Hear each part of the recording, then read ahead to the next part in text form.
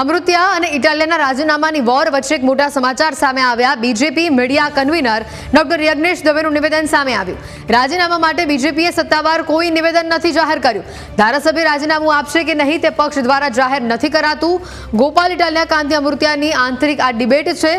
બંને વતી ક્યારે બંને પક્ષ વચ્ચે નથી આવવાના। ગત 12 જુલાઈએ ડોક્ટર યજ્ઞેશ દવે આ નિવેદન આપ્યું હતું।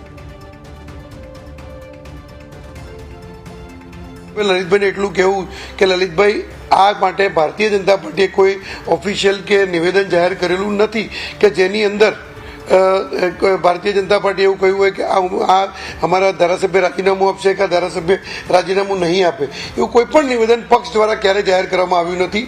આ બંને ધારાસભ્યો, ચાહે કાંતિભાઈ હોય કે ચાહે ગોપાલ ઇટાલિયા હોય, એ બંને ધારાસભ્યોની આંતરિક ડિબેટ છે। આંતરિક ડિબેટમાં એ શું રિઝલ્ટ લાવવું ન લાવવું અને શું ચર્ચા કરવી એ બંને ચર્ચા કરી છે। આમાં ક્યારેય બંનેમાંથી કોઈ પક્ષ વચ્ચે આવ્યા નથી।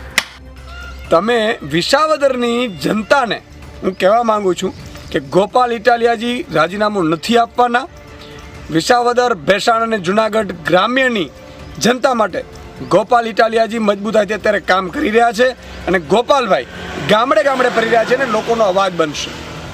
ગોપાલભાઈના રાજીનામાની વાત જ નથી થઈ। ભાજપ ખોટું ભ્રમ ફેલાવે છે। વિસાવદરની જનતાએ ગોપાલ ઇટાલિયાને જીતાડ્યા છે અને ગોપાલભાઈ મજબૂતાઈથી વિસાવદરની જનતા માટે સતત કામ કરશે। કોઈ ગોપાલભાઈ ઇટાલિયાને રાજીનામાની વાત છે નહીં। ગોપાલભાઈ ઇટાલિયા કોઈ પણ સંજોગોમાં રાજીનામું આપશે।